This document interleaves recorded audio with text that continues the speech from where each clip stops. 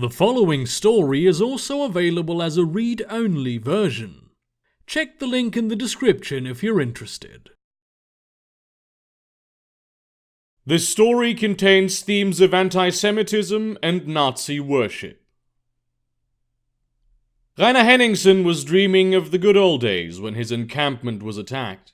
He was back with Kommando Werwolf, roaming the Polish forest in search of degenerate wizards, vampires and Jews. His Sturmscharführer uniform fit perfectly, ready to let him expand into his pure lupine form. The sound of assault rifles firing around him was incorporated into his dream.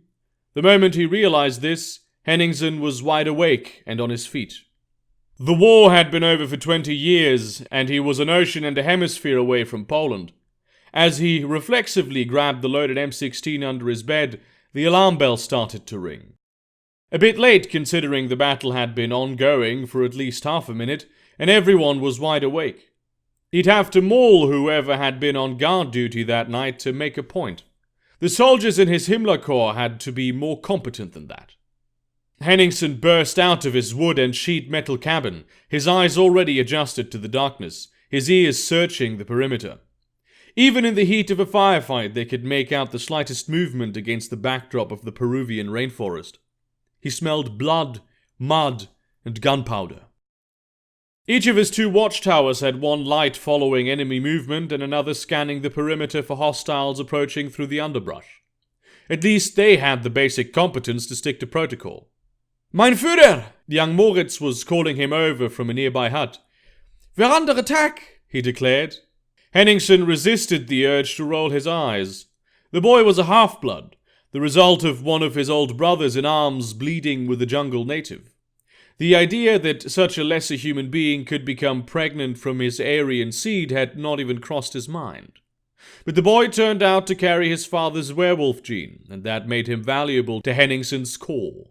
It was that and the fact that his father had asked him to take care of the boy after he died that let Moritz stick around, even if he was more than a little slow. "Is it them?" Henningsen asked. "We're being overrun," Moritz declared. Henningsen frowned. They'd prepared for this attack, secured their perimeter just enough to weaken the attackers while still letting them through. This whole operation was a trap to get to the Golem. He received his answer when a meteor was hurled through the sky from the east. "Get out!" Henningsen shouted at Moritz, but the boy did not understand. The glowing ball impacted on the other side of the hut and exploded, tearing the structure to shreds. Henningsen didn't have time to check if Moritz had survived. If he was dead, he was dead. If he was dying, he couldn't help him. If he was badly injured, he could recover. Another meteor arced above him, tearing down one of the watchtowers. There were not many Jewish wizards capable of unleashing this kind of mortar fire, but Jakob Leibowitz was one of them. And when Jakob Leibowitz was somewhere, the Golem was with him. He did, after all, control the damn thing. Nothing was going according to plan. Somewhere behind Henningsen, the planks of his palisade broke, and several heavy bodies stomped through the breach, their steps dull thuds on the dried mud. 3 assault rifles opened fire. Voices he recognized shouted commands in German, then panicked prayers in Spanish. The enemy did not say a word. Henningsen followed the sounds, hushing quickly and quietly between huts. Another meteor struck far enough away from him that all he felt was its shockwave reverberating through the ground. The gunfire ahead subsided, but the bodies kept on moving.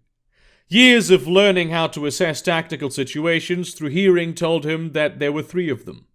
He turned a corner and took cover, knowing that they had not spotted him. They were large, bulky, shaped like men but distorted, their rough-hewn features composed of rock and mud.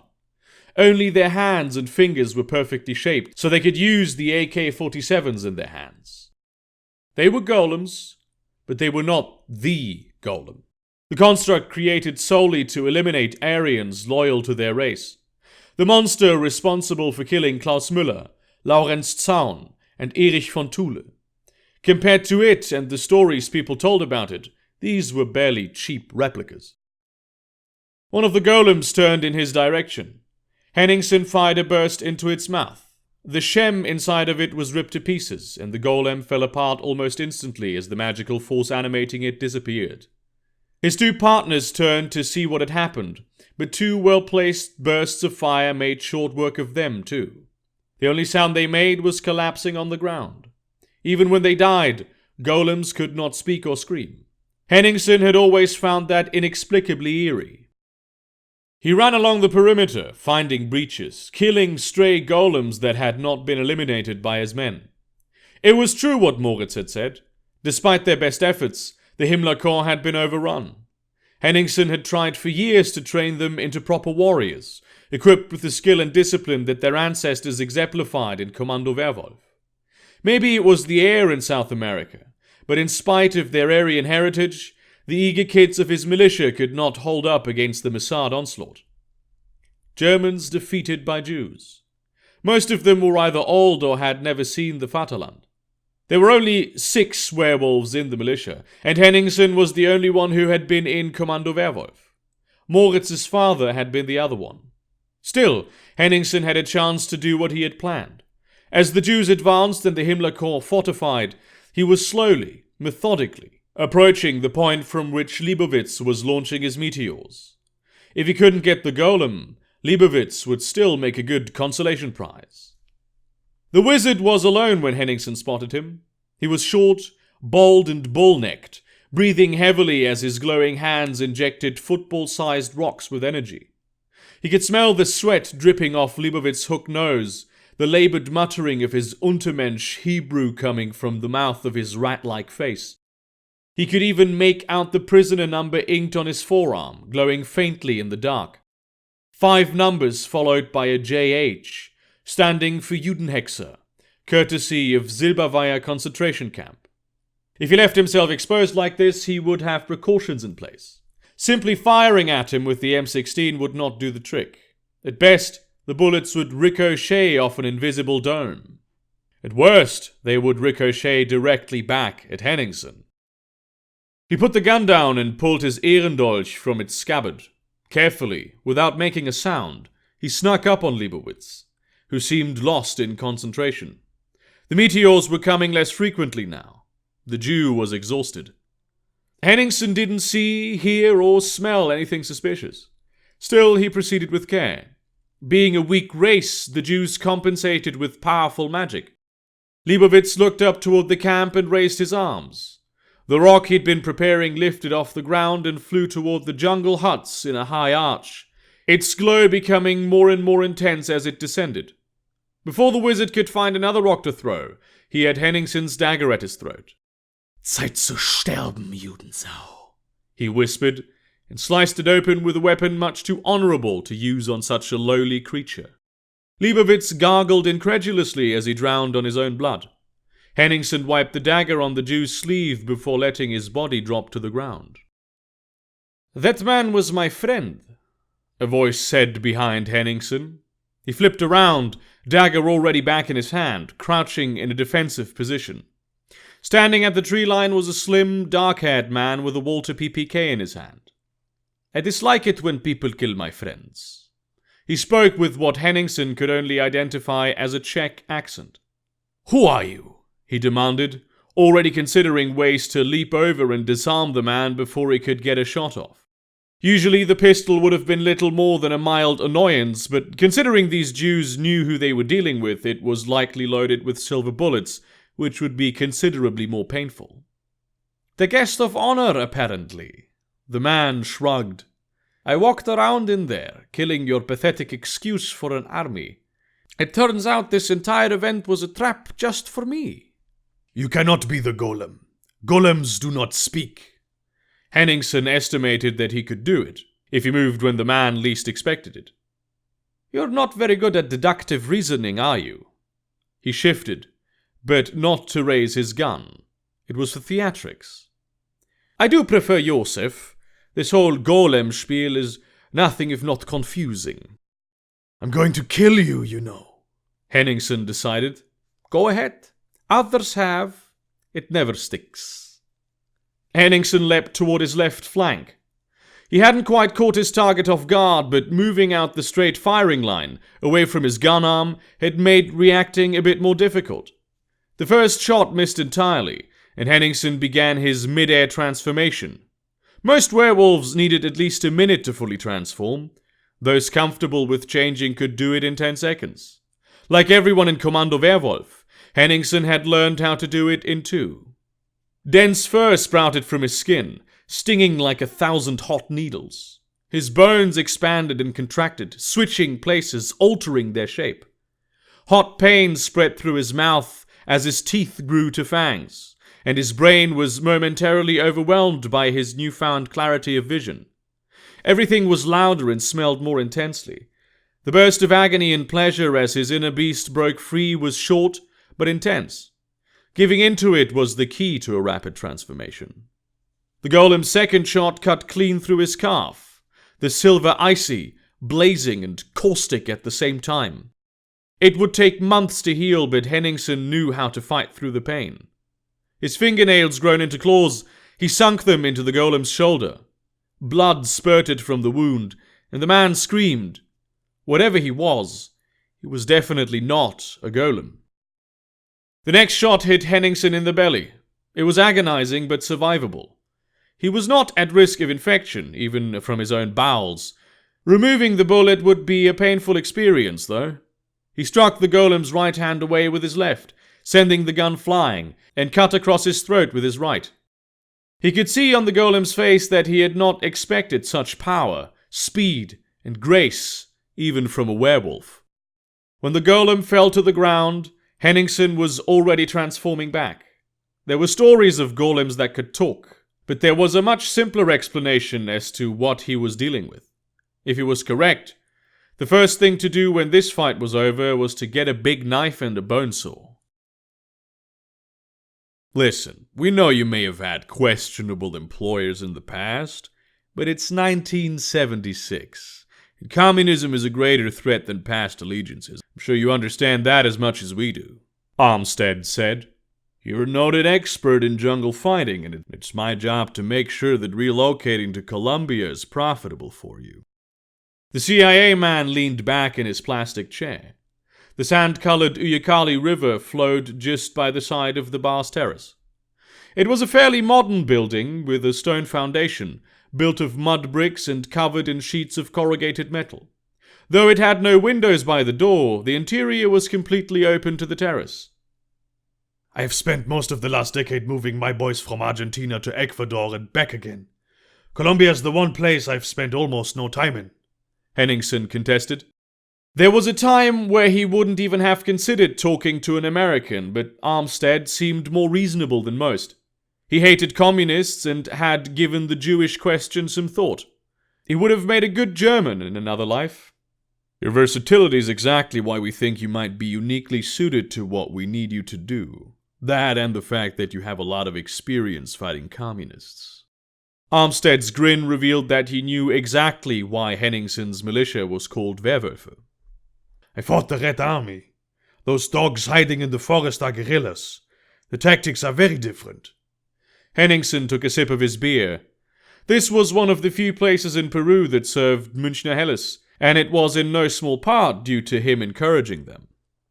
"From what I hear, the partisans of Poland were not too different from modern-day guerrillas. The forests may be a little less dense, but I know you can handle it." Armstead knocked on the table. "So it's settled then. You relocate, we sponsor you." "Weapons, cash, contacts, and intelligence," Henningsen agreed. "It'll feel good fighting for a cause again." "Betcha, my friend. We'll be in touch." When Armstead left, so did 3 other European-looking men sitting alone at their tables. Henningsen decided to order himself a celebratory steak. After almost a decade spent recovering from what Leibowitz and the Golem had done to his operation, being sabotaged by the Mossad at every turn, things were finally looking up. The world's new foremost superpower wanted to be his sponsor. With how the Americans had supported Pinochet, it seemed that they had finally seen the light and turned over a new leaf in terms of ideology. The server had just gone into the kitchen to relay Henningsen's order when his appetite was ruined by the filthy stench of Jews. From the sound of it, 3 cars had pulled up into the parking lot minutes after Armstead had driven away. Henningsen rose, turning toward the entrance, hand on his pistol. He heard 2 muffled shots as his 2 men standing outside were killed. In the doorway was none other than the Golem, his Walter raised.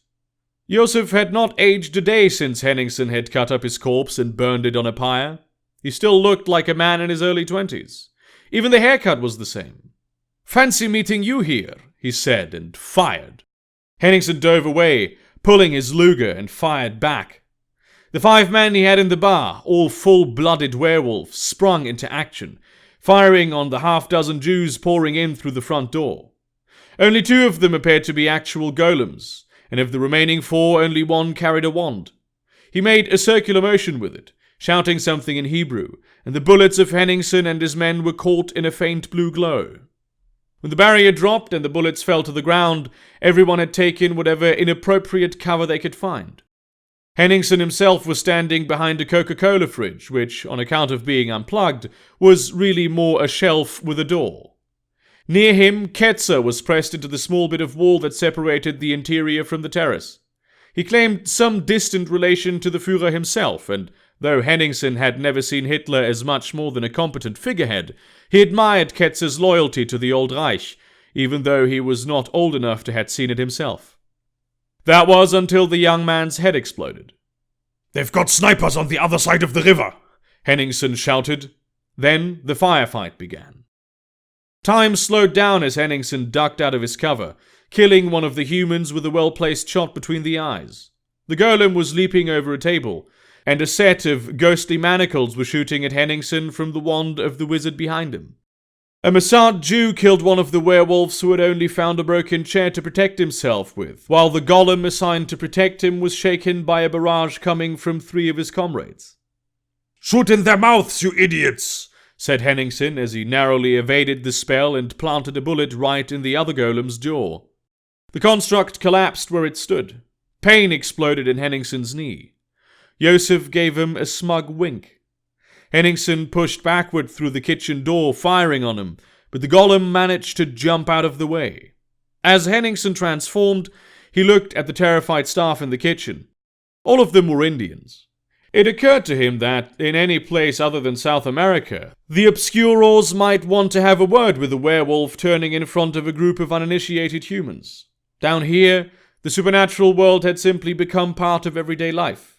The Indians screamed in terror. 2 of them crossed themselves, praying to the Virgin Mary. Instead of rejoining the fight through the kitchen door, Henningsen moved over the counter, where another Indian was cowering in terror, and killed the remaining humans from the best cover in the building. The other Golem had been destroyed, but only one of Henningsen's militia, an old Swede named Fährmann, remained. The others were either dead or dying, and judging from the agony in his own knee, the Jew's silver bullets were spreading particulates into his bloodstream. Only Josef and the wizard were left alive, and the latter was busy weaving a cocoon of magical energy around himself. He was grimacing in pain, and there was a dark stain on his abdomen. Henningsen shot him in the chest 5 times, though only 2 bullets managed to penetrate, after the others had weakened the protective shell. The snipers were still taking shots, but both Fährmann and Henningsen were obscured from their field of vision, in solid cover behind a massive table, but just as pinned as the 2 of them were.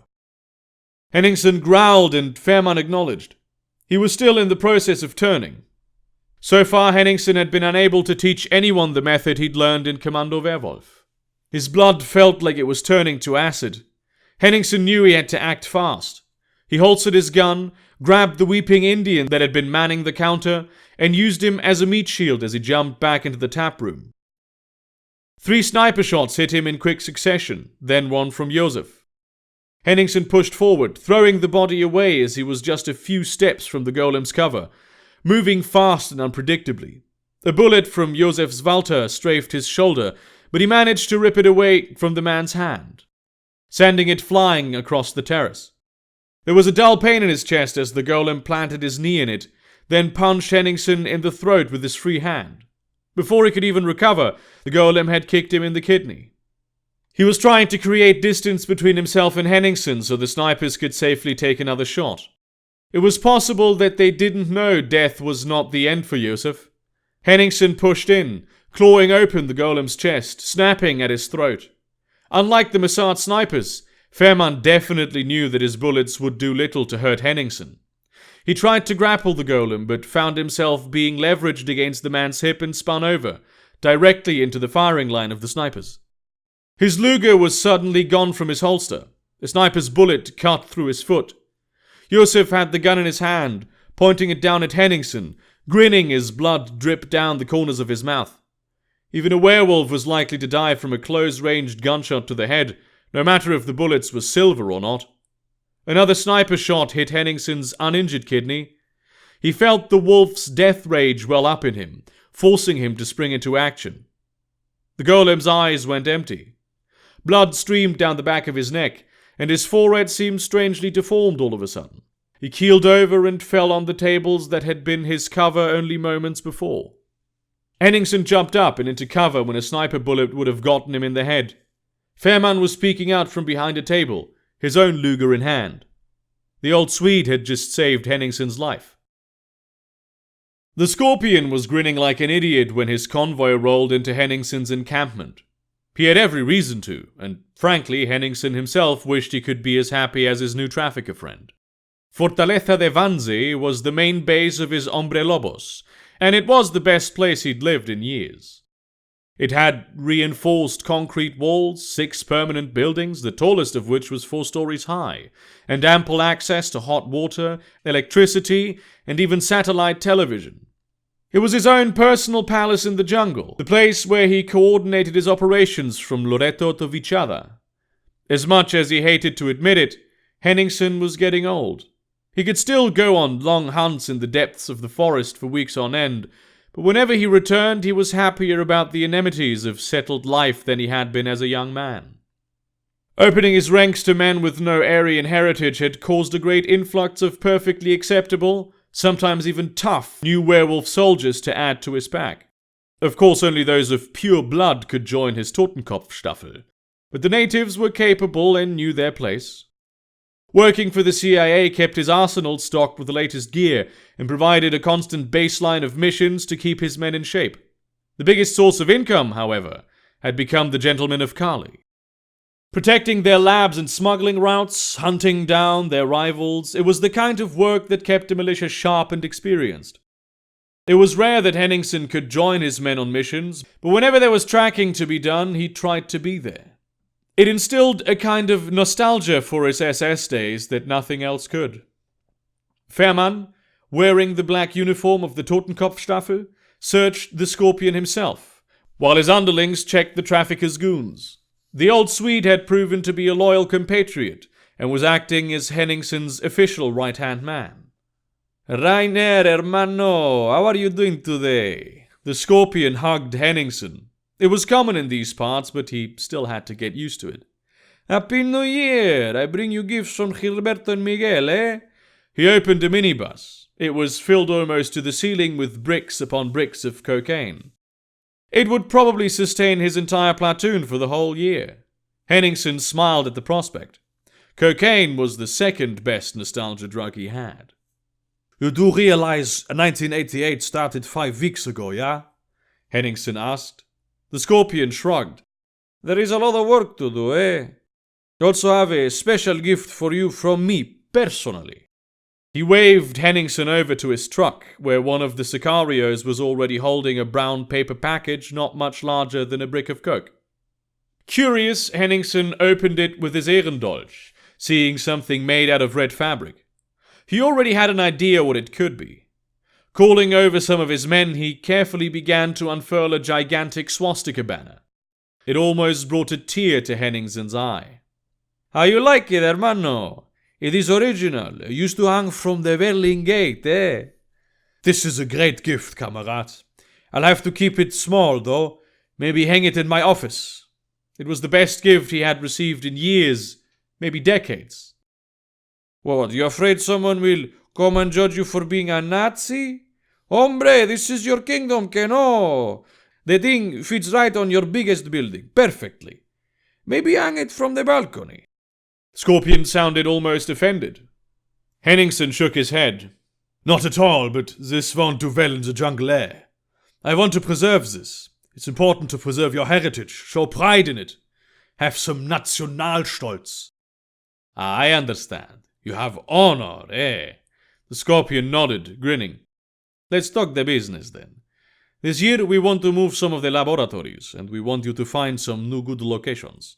Henningsen and the Scorpion started walking toward the main building to look at the map room. Of course, we've been very proactive on that front. I do, however, have to ask you for a small personal favor.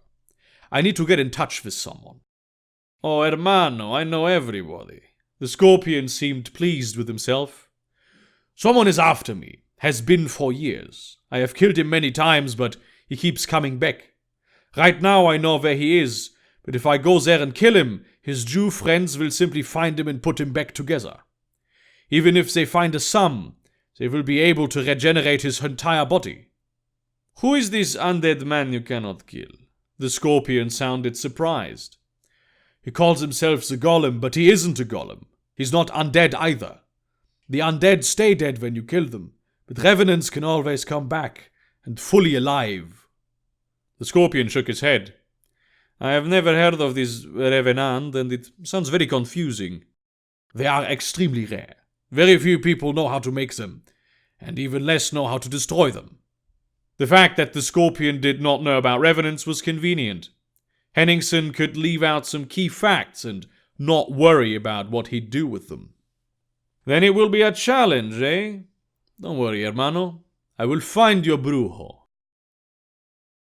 The Scorpion found his wizard, but in the process also learned the thing Henningsen had tried to keep from him. It was nothing personal, the Scorpion understood that, but it had changed the terms of their agreement. After they delivered the golem's body to the wizard, the next time Henningsen would see him was as a servant of the gentleman of Kali. The sadist in him liked the irony of it. Joseph having to act against his own will, forced to carry out the orders of an international drug cartel. He'd been killing National Socialists for decades now, and had killed quite a few narcos in the process also. But a revenant had to obey the wizard who resurrected him. He was compelled to follow their commands, not just to the letter, but in their spirit, whether he liked it or not. Joseph the Golem was about to become one of the cartel's most effective sicarios. As much as he wanted to see the man suffer, Henningsen was no idiot. The Mossad would try to get their revenant back, and even though the Scorpion seemed to believe that the gentlemen of Kali were untouchable, one of the few organizations who would pick that fight was the Mossad. Jewish rats that they were, their skill at operating in the shadows was impressive, and their assassins were nothing to be scoffed at. It was also why Henningsen and his Totenkopfstaffel were proceeding with care as they surrounded a 5-story high-rise in the outskirts of Barranquilla. The Mossad safe house was the tallest building around, erected 3 years ago and still not quite finished. Its facade was naked brick, and the darkened windows still had plastic lining on their frames. Though freestanding, it was bordered by other properties on 3 sides. Fire teams of the Totenkopfstaffel had taken all of them after sicarios working for the Scorpion had quietly disposed of the families living there earlier. The widest gap between the walls was 3 meters, and the longest distance from a back window to a door of the safe house was 7. Henningsen himself was in a closed-down washing salon on the other side of the street with 5 of his best soldiers, eyes firmly on the heavy front door and the barbed wire atop the perimeter wall. A pack of seagulls was croaking on the asphalt, fighting over the contents of a garbage bag one of them had managed to open. Otherwise, there was no one around. These past few years, the people of Colombia had developed a 6th sense for when danger was coming. At 7:30, everybody turned. It had been expensive to get uniforms made that could accommodate for the physiological changes, but it was well worth it.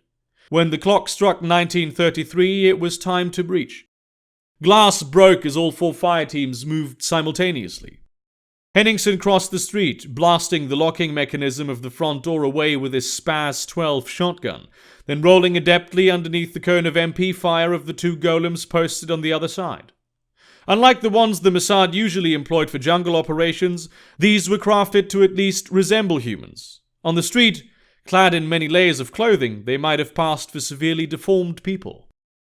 The seagulls screeched and fluttered in the street as the golems' heads were blasted away. 2 of his men had sustained injuries, but not expecting a werewolf attack, The Mossad was using standard ammunition. Henningsen smiled. This was going to be easy. Instead of lockpicking the reinforced door, the fire team smashed away at the cinder blocks around it with 2 jackhammers.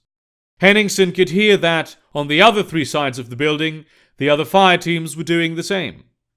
As the walls broke away, the inside was peppered with shotgun blasts. When the way was clear, 4 members of the fire team breached into the building, while Henningsen and 1 other, a young man named Hirsch, slung their weapons over the shoulder and scaled the walls. It was easy to find purchase in the cheap bricks of the upper floors with their claws, and with the windows up there not being barred, it was much easier to get inside. The ground shook slightly as Henningsen landed on the tiled floor of a kitchen. The door was open, and Henningsen planted a shell right in the back of a golem's skull. The only people he could hear talking were his own. Being attacked from 2 sides, the meager defenders of the first floor were quickly taken care of. Fairman was coming up from below, worry on his face. "Did you see any non-golems?" Henningsen shook his head. "I don't like it," Fairman concluded. "I do," Henningsen said, grinning. He could feel the murderous lust bubbling inside his stomach. It was time to get revenge. The 3rd floor consisted of a living room with couches, a television, and a foosball table, as well as several sleeping quarters. Golems needed none of these things, yet they were the only defenders present. Maybe the humans here had scurried to the attic, leaving their clay servants to deal with the enemy. It would be fitting for Jews, but not so much for the Mossad. Machine pistol fire was coming down the stairwell to the 4th floor. It would have been easy to toss a grenade up there, but with the state of the building, Henningsen had decided that bringing any explosives was a bad idea. He had no intention of being crushed today. He sliced open an armchair and buried his arm in it, lifting it like a shield, then swapped his shotgun for a pistol and pushed upward. The spongy stuffing of the chair absorbed the bullets as best it could, but it wouldn't sustain this barrage for long. He spotted 3 golems firing at him. His Luger snarled as he destroyed the only golem he could get a clear shot at. Turning, he tossed the armchair at another, toppling it, and dove out of the bullet hail coming from the 3rd, shooting it in the mouth as he fell. The buried golem was easily disposed of. Aside from his men following up the stairs, everything was quiet. Henningsen was standing in a large empty room that took up half the story.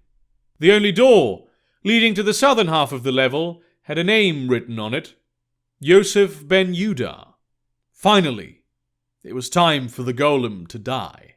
Henningsen kicked the door in with the bravado of someone who had already won. The other side resembled an apartment, complete with a bath and a bedroom off to the side. Yosef was standing in the middle, next to a gigantic bookcase, arms raised. He wasn't surrendering. He was trying to calm the situation. They had caught him off guard. Some book lay on his desk, face down and open, and instead of wearing camo pants and combat boots, he wore jeans, an aloha shirt, and a huge digital watch so vain it looked out of place even on the golem. "Finally," Yosef said. "I spent 3 years holed up in here, hoping you would come for me." There wasn't a hint of nervousness in his voice. "Oh, I'm here, and this time you are dying forever." Henningsen brimmed with anticipation. He'd spent well over 20 years waiting for this moment. What he'd said wasn't true, but he liked his prey afraid. "Have you not noticed I'm alone here? I'm waiting for you to come see me so I can defect. After decades of hunting your kind, I've decided that I want to help the Nazi cause." Henningsen frowned. This was not the reaction he'd expected. "I'm not falling for your Jew trickery." The golem shrugged. "There goes me trying to buy myself some more time." For someone about to die forever, he seemed unconcerned. Maybe he was so used to coming back from the dead he hadn't processed Henningsen's threat yet. It didn't matter. His entire body tingling with the satisfaction of revenge, he pulled the trigger of his Luger. He hit Yosef right between the eyes. The golem fell over like a wet sack of potatoes. "The police is coming. We need to move," Fairman said. Henningsen nodded. "Everybody turn back. You and you. Grab his body." A high-pitched beeping sound grabbed his attention. He needed a second to realize it was coming from the golem's wrist. In 1988, one late afternoon in early March, the fourth floor of a building in Barranquilla exploded, collapsing the entire structure and burying half a block in debris. It had been the building's only purpose, explosives having been buried in its walls from the very beginning. In the rubble, police found 24 members of a far-right militia, all of whom were, as far as their remains could be properly autopsied, not quite human. Piles of clothes and firearm were found wrapped around little mounds of clay. The only unarmed person had also been the only human one. The investigation was not thorough, as it was stopped by obscurors within the Colombian National Police. A single charred thumb was stolen from the coroner's office by an unknown party. If you liked this story and would like to hear more, please do subscribe to the YouTube channel. A new short story is uploaded every Wednesday, and there will occasionally be another one in between if I find the time. Thank you very much for listening and have a great day.